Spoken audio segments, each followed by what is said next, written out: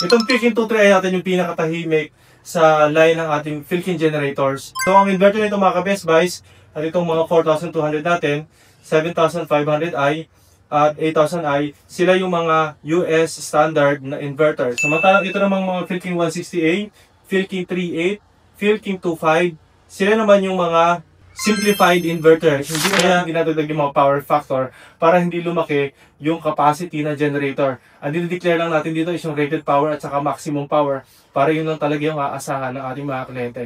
Kapag kasi meron tayong power factor na dinadagdag sa power ng generator, lumalaki yung declaration ng power output niya. Well, in fact, hindi naman natin nagagamit yon. Kaya nagmumukha siyang malakas at malaki.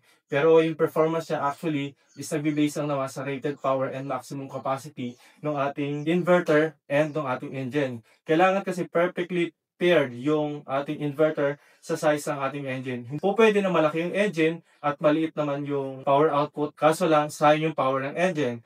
Kapag naman malaki yung capacity ng ating inverter or ng ating alternator, maliit naman yung engine, hindi rin ma-maximize yung output ng generator dahil nga maliit yung engine. Kaya naman dapat perfect yung pagkakakasa ng engine at saka ng alternator para hindi pwersado yung isang side. It's either the alternator or the engine. So, testing na natin itong Philkin 23. Papadala natin mga ka-Best Buys kay Sir Randy Alvarez.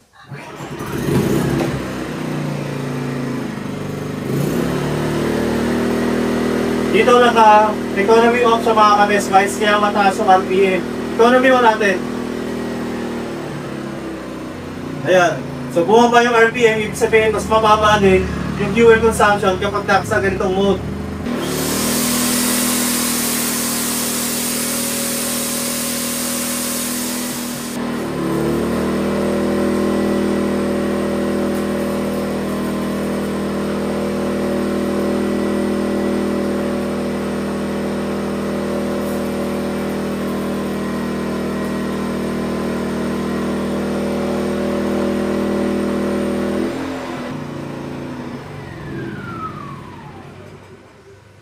Ayan, tested na. So, kaya niya yung ating welding machine na may 55 or 54 amperes na settings. Electric drill na may 750 watts. So, maraming salamat, Sir Randy Alvarez of Leyte.